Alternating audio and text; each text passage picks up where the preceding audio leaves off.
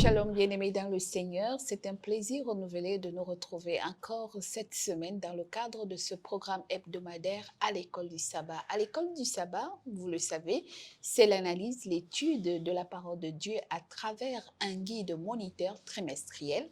Et ce trimestre, comme vous le voyez, qui s'achève très bientôt, plus que 2 ou 3 leçons et nous aurons achevé le deuxième trimestre de l'an 2025.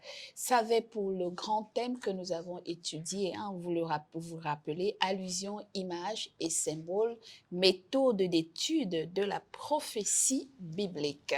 Et la leçon que nous étudions cette semaine, c'est la leçon 11, donc le titre est Ruth et Esther. Avant d'aborder les différents aspects soulevés journalièrement dans cette leçon, je voudrais introduire notre intervenant clé ce trimestre.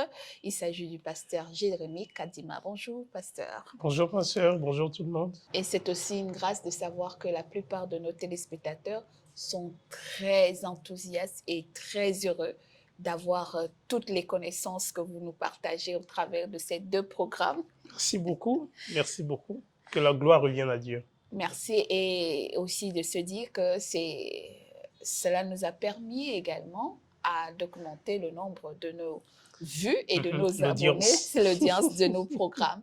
Merci infiniment, que le Seigneur vous bénisse pour le sacrifice et le volontariat que vous menez, et à tous nos prédicateurs qui nous accompagnent dans les programmes de la Precious Present Truth TV, où la vérité précieuse présente. Alors, à l'école du sabbat, cette semaine, c'est leçon 11, Ruth et Esther. De qui s'agit-elle? Quelles sont ces femmes?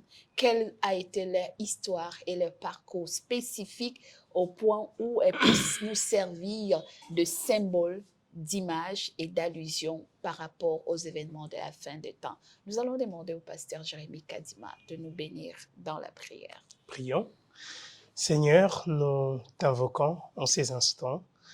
Nous te prions d'envoyer ton Esprit Saint, qu'il nous remplisse et qu'il nous baptise, afin de nous accorder la meilleure compréhension de ta parole, et aussi assiste ceux qui nous suivent, afin qu'ils aient aussi la meilleure compréhension de ta parole, cela pour ta gloire, au nom de Jésus. Amen. Amen. Leçon 11, deuxième trimestre de l'an 2025, Ruth et Esther. Le verset à mémoire qui nous est proposé cette semaine nous est tiré du livre d'Esther, le chapitre 5, le verset 2. Si vous avez votre Bible ouverte comme moi, nous sommes dans le livre d'Esther, le chapitre 5, le verset 2, qui nous dit précisément ceci.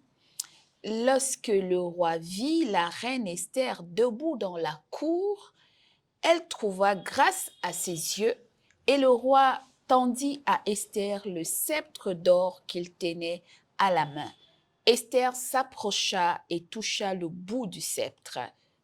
Esther, chapitre 5, verset 2, le livre qui porte son nom. Et la première question avec laquelle c'est une question d'abord historique. On nous trace l'histoire de 2 femmes. On nous parle de Ruth dans un environnement qui n'est pas le même que celui d'Esther, parce qu'on est dans 2 royaumes, 2 empires, 2 royautés, 2 réalités différentes. Ruth, c'est une Moabite étrangère, partie de son territoire de Moabite, qui est un territoire étranger et supposé païen, et qui va intégrer la nation juive. Esther, par contre, elle est une citoyenne juive, mais qui va entrer comme épouse dans la royauté païenne, dans une royauté païenne, et qui va devenir l'épouse d'un roi perse. Et on nous dit que les 2 femmes sont symboles représentatifs de quelque chose de particulier dans cette leçon qui nous rappelle les allusions, les images et les symboles que nous apprenons ce trimestre. Que peut-on d'abord, chacune de ces femmes nous renvoie à quel type d'allusion, à quel type d'image, à quel type de symbole?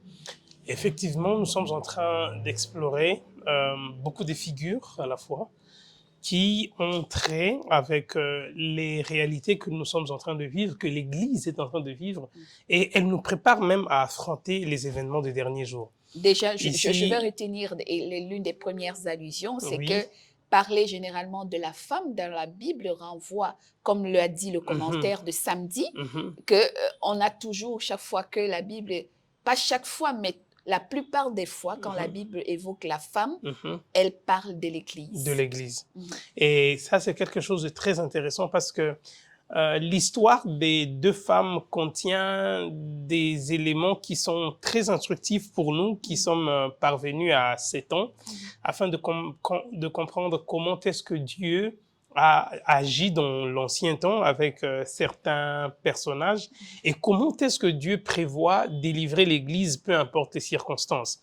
Nous voyons Ruth, qui est la belle-fille de Naomi. Hein, vous savez, Naomi quitte son pays et elle et son mari, ses enfants, ses 2 fils, ils vont pour une quête d'une vie meilleure. Et malheureusement, c'est pas une vie meilleure qu'ils vont rencontrer. Ils vont rencontrer carrément le malheur parce qu'elle va se retrouver là sans mari, sans ses fils. Et les belles filles sont leurs époux et puis la situation est pire qu'elles auraient imaginé. Ouais. Et nous voyons comment Dieu intervient pour résoudre le problème, corriger. Hein, très souvent, lorsque nous rencontrons des difficultés dans la vie, nous avons d'autres plans, mais Dieu a une façon d'autre de faire les choses. Et c'est la même chose avec Esther. Esther c'est une histoire opposée à celle de Ruth maintenant. Parce que Ruth qui quitte la terre étrangère, qui vient dans un pays Nouveau qu'il spirituel adopte. et tout ça, voilà. Et Esther, c'est l'inverse maintenant. Donc cela représente aussi le fait que Dieu est universel. Dieu est pour tout le monde. Dieu travaille avec tout le monde. Dieu agit dans n'importe quelle situation à la fois. Ouais, il agit pour une nation, une originaire de nation païenne qui s'est retrouvée dans la maison de Dieu en adoptant l'intégration dans la famille de la nation israélite, qui était la nation élue par Dieu. Et puis Esther, mais Esther aussi entre dans ce jeu avec une perte parce qu'elle est orpheline. Oui. De parents, et c'est son oncle Mardoché qui l'élève. Et dans ce cheminement et l'éducation qu'elle reçoit de son oncle va lui permettre quand même avec sagesse et délicatesse d'entrer dans la cour royale d'un roi, un monarque païen, et elle va influencer l'avenir de son peuple à travers sa relation avec le roi. Dans ce contexte-là, moi je pense que les deux histoires nous donnent une autre approche du paganisme. Il faut qu'on arrête de voir le paganisme comme quelque chose de rejeté par Dieu. Ce sont des terminologies que nous avions trouvées, nous, afin de faire une différence, hein, de marquer la différence entre les hommes. Voilà, exactement. Il est païen, moi je suis chrétien. Vous savez, on parle de Ruth comme une païenne, mais une païenne qui devient l'ancêtre de Jésus. Voilà. Vous pouvez imaginer ça? Et son comportement démontre déjà qu'elle avait la crainte Exactement. de Dieu quelque part. Donc, Dieu est dans chaque être humain. Dieu travaille avec tout. Devant Dieu, Dieu ne fait point exception de personne. C'est d'ailleurs ce que déclarent les Saintes Écritures. Donc, on voit là-bas, elle devient non seulement l'ancêtre de Jésus, elle devient aussi l'arrière-grand-mère du roi David. Et puis, on voit toute une généalogie s'étaler à partir d'une païenne, que celle qu'on appelle païenne. Celle que nous supposons appeler être païenne, mais que Dieu utilise différemment. Pour terminer, je dirais même que l'histoire de Ruth et d'Abraham, elles ont des similitudes. Oui, Abraham a été appelé israélite. Non, il a été appelé d'un pays étranger pour aller dans un endroit inconnu et puis par la foi. Et on voit Ruth dire à sa belle-mère, où tu iras, j'irai. Ton Dieu sera mon Dieu, ton peuple sera mon peuple. Où tu mourrais, je mourrai, on m'enterrerait. Et que Dieu me traite par tous les maux si je me séparais de toi. Donc on voit qu'il y a vraiment des ressemblances et Dieu peut agir de façon merveilleuse avec n'importe qui. C'est une allusion, un symbolisme qui nous rappelle que nous pouvons partir de rien, de quelque chose de rejeté, d'inaccepté par les autres.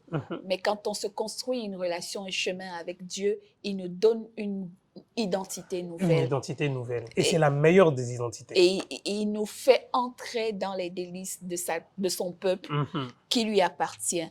Justement, dimanche, la famine dans la maison du pain. Et c'est curieux de savoir que l'histoire d'Abimelech, qui quitte un territoire de Bethléem, dont on dit que la maison du pain Et qu'on nous dise dans cette leçon de dimanche que la maison du pain avait été sévrée de pain et une grosse famine, une grande famille s'est abattue à cette période-là qui va pousser Abimelech à sortir avec sa femme Naomi et ses 2 fils pour aller chercher mieux-être ailleurs. Et on va voir la succession de malheurs qui va arriver à cette maison. Et on se demande donc comment le drame vécu par Naomi et ses belles-filles peut amener certaines personnes à douter de l'amour de Dieu parfois.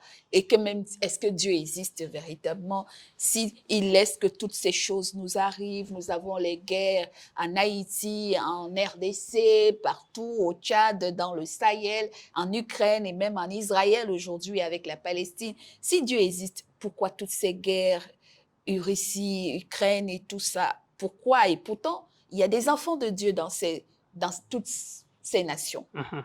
Au fait, nous devons comprendre une chose, c'est que, bon, c'est vrai que c'est paradoxal.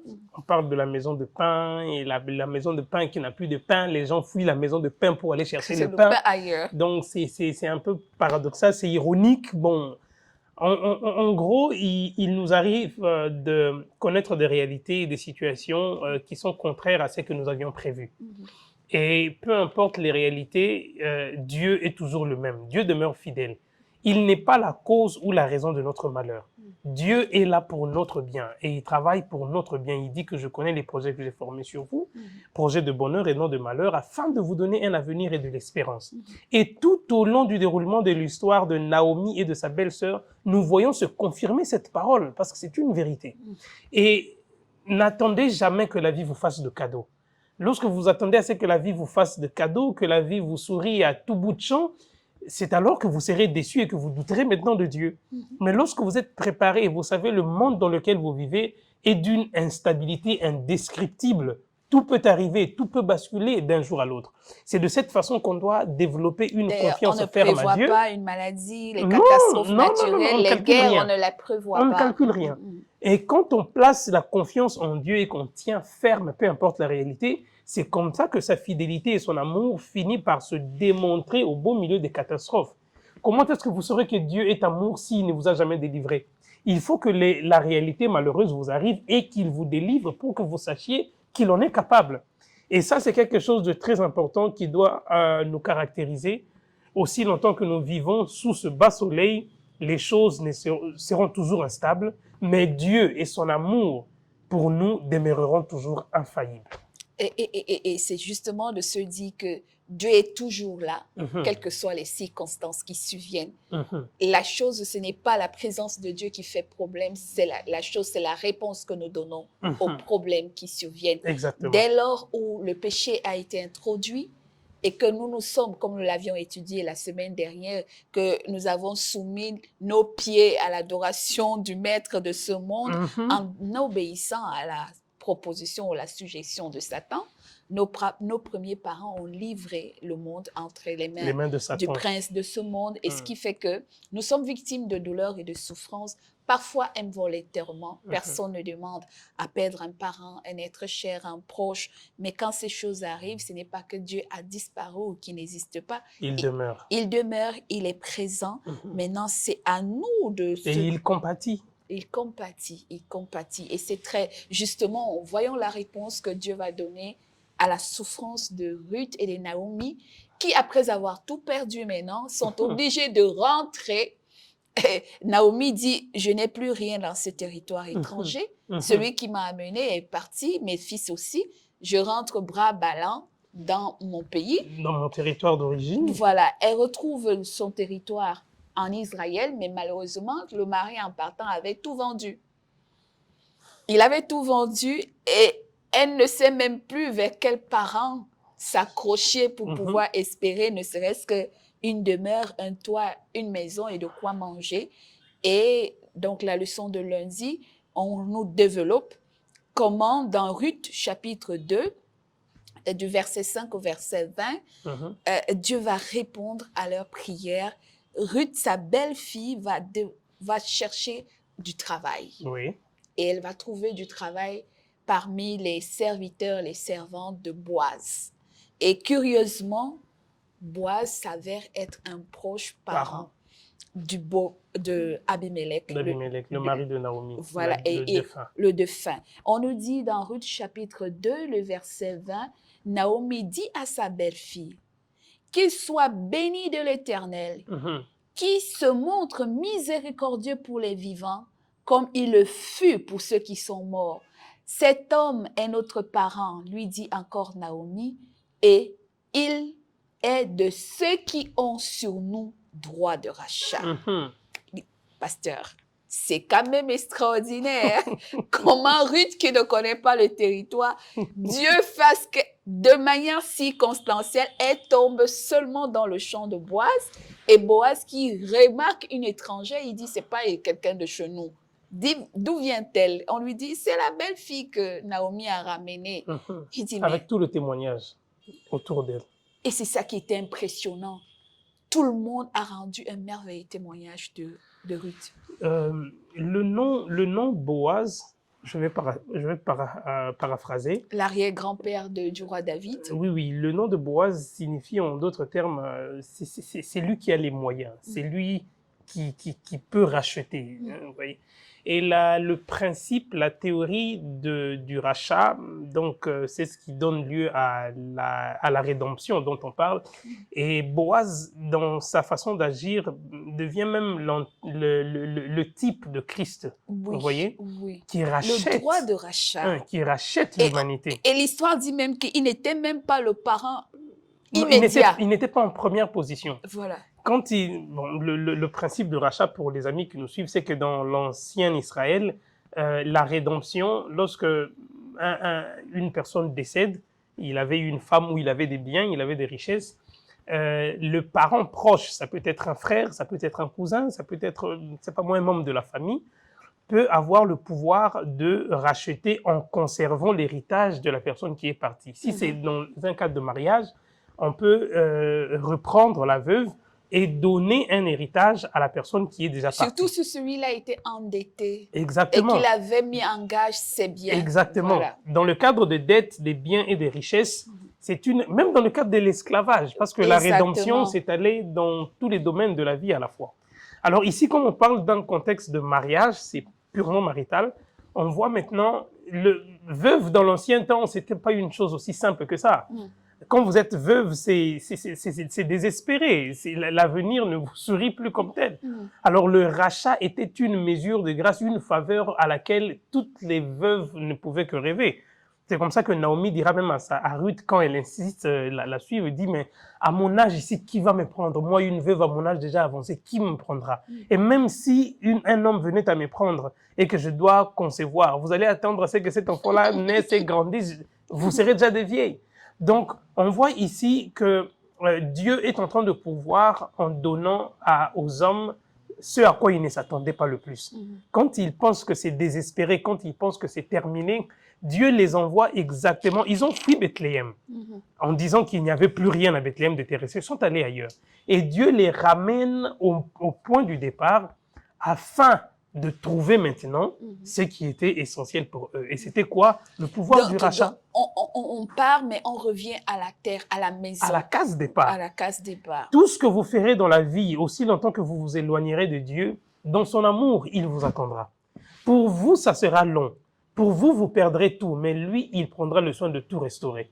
Un peu comme le jardin d'Éden que nous avons perdu. Exactement. En désobéissant. Mais maintenant, la restauration, dans le processus de restauration, Dieu veut nous ramener. Il nous ramènera. Dans l'Éden perdu. Et ça sera un Éden mis à jour encore, parce qu'il sera encore plus beau. L'esprit de prophétie dit qu'il sera bien plus beau que auparavant, quand nos premiers parents y habitaient. Donc, nous voyons ici que Boaz est le modèle de Christ qui devait venir mardi, la journée racheter. de Matébois en tant que rédempteur. Exactement. L'église qui était perdue, l'épouse qui a été désespérée, et puis donc voilà, et qui lui redonne maintenant la possibilité de revenir dans ses droits.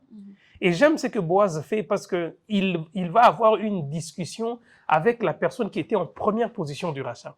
Et il lui dit, dis-moi, si tu ne vas pas accepter, moi je prendrai la place. exactement ce que le Christ a fait. Et le symbolisme du rituel qui est évoqué là est très important. Aller à la porte de la ville, mettre les souliers et puis dire « je ne veux plus, je renonce ». Oui, toi, Le témoignage. Tu peux récupérer. Le témoignage est très important et Dieu ne fait rien en cachette. Même lorsque le Christ nous a sauvés, il ne nous a pas sauvés en cachette, il ne nous a pas sauvés en catimini. Il l'a fait publiquement. La parole de Dieu déclare. Il est allé à la porte. Oui. Donc, Jésus a quitté le ciel. Il a quitté le ciel. Il est venu sur la terre, descendu. Ça, c'est un témoignage que rien ne pourrait contredire. Et même si Satan ne peut pas se lever aujourd'hui pour dire, comme l'un des proches parents, pour dire que non, écoutez, moi, c'était moi qui devais, c'était moi. Non, non, tu as témoigné publiquement. Et Boaz prend à témoin tous les anciens de la ville, à la porte de la ville. Vous avez vu, non? Il a dit qu'il ne veut pas de Naomi, il n'est pas prêt. Moi, je prends. Et Naomi est la belle-fille. Et la belle-fille. Et c'est ce que le Christ a fait pour l'Église. C'est comme ça que quand je pense à ce que le Christ a accompli, pour moi personnellement, comment il s'est donné tout ce mal, il n'y était même pas obligé. Donc, par amour, il s'est sacrifié pour les Juifs comme pour les non-Juifs. Pour les non-Juifs, tout le monde. Tout le monde à la fois. Il sauve l'humanité tout entière. Et c'est là que nous comprenons que, justement, Christ, comme on l'a l'habitude, le Rédempteur, le substitut de nos douleurs, de nos souffrances, il sait toujours apporter la solution. Il sait nous racheter des griffes, de la puissance du malin, de l'ennemi, pour nous sortir de ces griffes et nous donner la valeur et le statut que nous méritons, ou pas que nous méritons, hein, puisque c'est lui qui c'est dans sa grâce. C'est par sa grâce. C'est lui qui nous donne cette valeur en réalité parce que nous ne la méritons pas. Et justement, à la journée de mercredi, nous abordons maintenant l'histoire d'Esther, curieusement. Esther, mais on nous dit mercredi, justement, l'une des choses les plus cruciales, c'est d'apprendre dans Esther chapitre 3, du premier verset au verset 14, on y vit là une histoire d'un homme de pouvoir appelé Aman, et qui avait tellement soif de prendre de pouvoir, même à la place du roi, qu'il a amené le roi à signer un édit. Le roi Assyrus a signé un édit qui disait que partout où il passerait dans la ville, tout le monde devrait se prosterner devant lui. Et il va remarquer qu'une seule personne, on nous dit au verset 2, Esther chapitre 3, le verset 2, tous les serviteurs du roi qui se tenaient à la porte du roi fléchissaient le genou et se prosternaient devant Aman, car tel était l'ordre du roi à son égard. Mais Mardochée ne fléchissait point le genou et ne se prosternait point. Encore une histoire de porte et d'adoration, de soumission à un humain. Et Mardochée, lui, le juif, il dit, comme les trois Hébreux, je ne me prosternerai pas devant un homme. Et justement, à cette leçon, on nous dit que cette attitude d'Aman nous renvoie à un forcing d'adoration que Satan a voulu aussi amener Jésus à l'adorer à la place de Dieu. Est-ce que nous ne sommes pas, nous aussi, aujourd'hui, assujettis à cet esprit d'Aman? L'esprit d'Aman, la soif du pouvoir d'Aman est très inquiétante. Elle est très inquiétante et puis, moi, elle me rappelle particulièrement la bête de l'Apocalypse 13, qui amenait les nations tout entières à une adoration centrée sur elle. Et il y a un autre détail qui m'intéresse le plus, c'est que cette haine a une origine. J'aimerais le détailler un tout petit peu pour qu'on comprenne, parce que le livre d'Esther ne nous donne pas trop de détails sur la haine. C'est quoi? Pourquoi Aman avait une haine aussi vicieuse contre les Juifs? Au point d'initier un plan de génocide. Voilà. On parlerait des génocides. C'est vrai qu'avec Hitler, on a connu l'Holocauste contre les Juifs. Mais là, ça aurait été peut-être le tout premier génocide. Mais maintenant, qu'est-ce qui se passe là-bas? C'est que dans Esther, on le présente comme Aman l'Agagite. Vous voyez? Agag, c'est le roi d'Amalek. Et le roi d'Amalek est celui qui a été battu par Saül. Lorsque l'Éternel a demandé à Saül de vouer le pays en exterminant tout le monde, mais le roi Saül va laisser libre le roi Agag. Et Aman est le descendant De d'Agag. ce roi Agag. Donc Aman a une haine contre ce peuple qui a humilié son peuple, qui a humilié son roi, qui est son ancêtre et qui a ridiculisé tout le monde. Et maintenant, quand il fait des manigances pour être adoré, que les gens se prosternent devant lui, il rencontre ce même peuple encore En train de qui vient s'opposer. s'opposer encore. Il s'est dit, mais je vais en finir une bonne fois pour toutes. Et cette fois-ci, ce n'est pas eux qui vont avoir l'ascendance sur nous, c'est nous qui aurons même de l'ascendance sur eux. Exactement. Et peu importe les réalités de la vie, ce qui est merveilleux, c'est que c'est Dieu qui avait donné l'ordre à Saül d'exterminer tout le monde. Et lui, il a même été en faveur en refusant d'éliminer le roi. en refusant d'éliminer son ancêtre. Et lorsque lui s'en prend maintenant au peuple de Dieu, celui qui a donné l'ordre vient encore défendre ce peuple, parce que le peuple de Dieu est juste et innocent. Vous voyez? Donc, on peut comprendre par là, l'Église, à la fin de temps, vivra les mêmes réalités, les mêmes circonstances. On connaîtra une sorte de haine, d'animosité, même au sein de l'Église. Ça se déroule déjà. De haine et de colère non justifiables, on ne peut pas les expliquer. Juste poussé par une inspiration d'égoïsme. Hein, on veut tout emmener pour soi et qui veut tout gagner, il peu finit comme par cet perdre. esprit de Satan qui a voulu, au-delà de la place qu'il occupait au ciel, et il a voulu avoir plus que ce qu'il en avait. Oui, oui. Et il s'est investi d'une mission de se créer son propre gouvernement et son propre royaume. Mais vous avez raison. Vous savez que Satan, il dit que je mettrai mon trône au-dessus des étoiles, je serai semblable au Très-Haut. Il fait la tentative d'adoration en voulant renverser Dieu, il échoue, on le jette en bas. Et quand il arrive en bas, il veut que les gens l'adorent, exactement comme Aman. Voilà. Et quand les gens, le peuple de Dieu refuse, il veut les exterminer. Voilà. Les approches entre Aman et Satan, il y a des similitudes qu'on ne peut pas dénier. Et ce sont des réalités dans lesquelles l'Église de Dieu fera face dans les derniers jours avant que le Christ Et même elle en a revienne. déjà traversé par les âges dans les 1260 jours. Les 1260 années où il a fait la guerre à l'Église pendant... Il fera la guerre au sein du Très-Haut. Voilà. Et c'est il opprimera les saints du Très-Haut. Et c'est juste que l'histoire d'Esther et de Naomi nous rappelle que ce qui est arrivé à une époque au peuple de Dieu va revenir, se répercuter se encore. refaire et se répercuter dans la fin des temps. Et c'est pour cela que dans la leçon de jeudi, on nous parle justement pour un temps comme celui-là. Celui-ci, justement. Et là, c'est Mardoché qui parle. Voilà, qui parle à sa nièce Esther. Esther, le chapitre 4, versets 12 et 14, où il lui rappelle que lorsque les paroles d'Esther eurent été rapportées à Mardoché, Mardoché fit répondre à Esther, « Ne t'imagine pas que tu échapperas seul d'entre tous les Juifs parce que tu es dans la maison du roi. Car si tu te tais maintenant, le secours et la délivrance surgiront d'autre part pour les Juifs, et toi et la maison de ton père vous périrez. Et qui sait si ce n'est pour un temps comme celui-ci que Dieu a permis que tu parviennes à la royauté.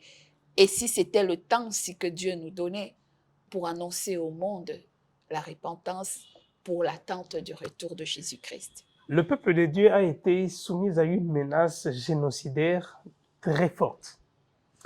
Et Esther est le modèle de croyant dans le dernier temps qui n'hésite pas à témoigner la vérité même au risque de leur vie. Oui. Ça, c'est quelque chose de très intéressant. L'Église de Dieu connaîtra ce genre de réalité. Mais Esther était aussi dans une situation clandestine. Bien que reine, elle avait caché son identité. Elle ne l'avait jamais révélée. Et ça, c'était sous le conseil de son cousin Mardoché. Et vous voyez maintenant qu'après un temps, parce que Mardoché lui avait conseillé de cacher son identité afin de briguer jusqu'à atteindre le sommet. Et une fois qu'elle avait atteint le sommet, Mardoché va changer de discours. Il dit, tu as longtemps caché cette identité et aujourd'hui, il faut que tu révèles ton identité parce qu'il lui dit, si tu te tais aujourd'hui, la maison de ton père et toi-même. Et toi-même, vous périrez. Mais le secours, l'Éternel va susciter encore d'autres personnes. Le secours viendra peut-être d'ailleurs. Et qui sait si c'est pour des moments pareils que Dieu a permis que tu entres dans la cour. Dans la royauté. Donc, dans la vie, nous devons savoir quand est-ce qu'il faut parler. Il y a des moments où il faut parler. Et il y a des moments où il ne faut pas parler. Et ça, c'est la sagesse qu'enseigne le Saint-Esprit. Voilà. Il vous donne les mots quand il est né. Si Esther avait révélé son identité dès le début, peut-être qu'elle n'essaierait jamais devenue reine. Voilà. Mais quand il était maintenant important de dire la vérité, de révéler son identité, Mardochée lui dit, non, non, il n'y a plus rien à cacher. Dans la fin de temps, dans les derniers jours, l'Église, le peuple de Dieu, sera poussé à faire des choix. Soit cacher son identité pour essayer de préserver sa vie, ou révéler son identité, même au risque de sa vie, mais à cause de la vérité.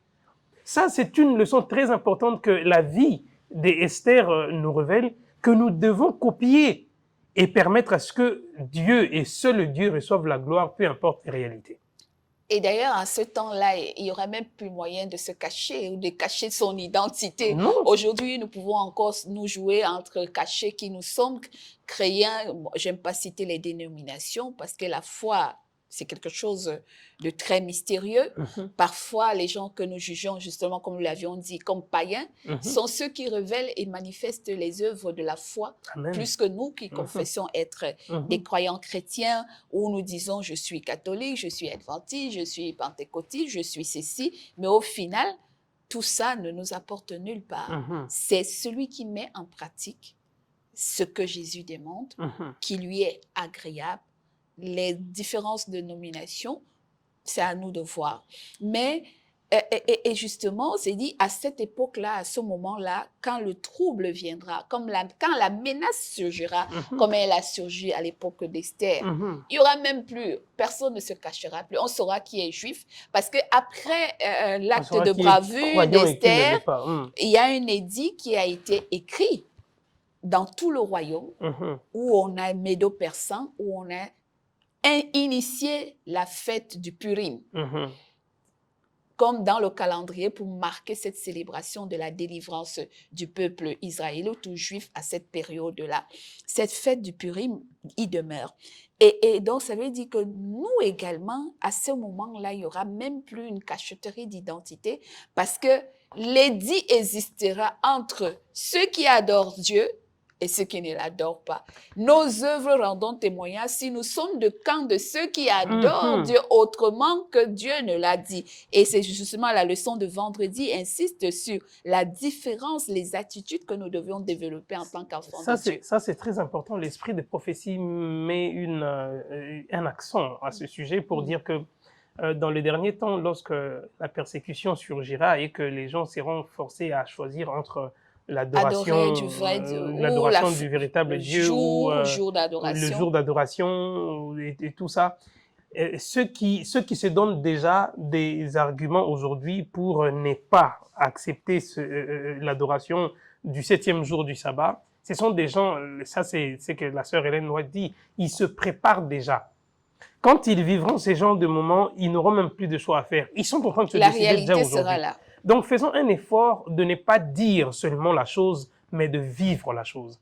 C'est quelque chose de très important qui marquera la différence dans tout ce que nous sommes en train de faire. Et le Christ, quand il reviendra, il ne viendra pas trouver des gens qui se préparent, mais il viendra pour prendre ceux qui sont prêts à aller avec lui.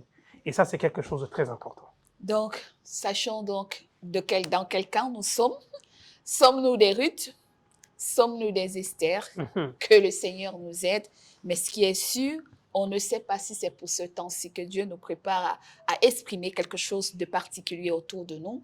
Si nous pensons que nous n'avions pas de mérite ni de valeur comme Ruth et Naomi, c'est le moment de laisser Dieu nous donner, transformer notre vie afin qu'elle ait une valeur qui lui rende témoignage aux portes de chaque action ou chaque environnement où nous sommes.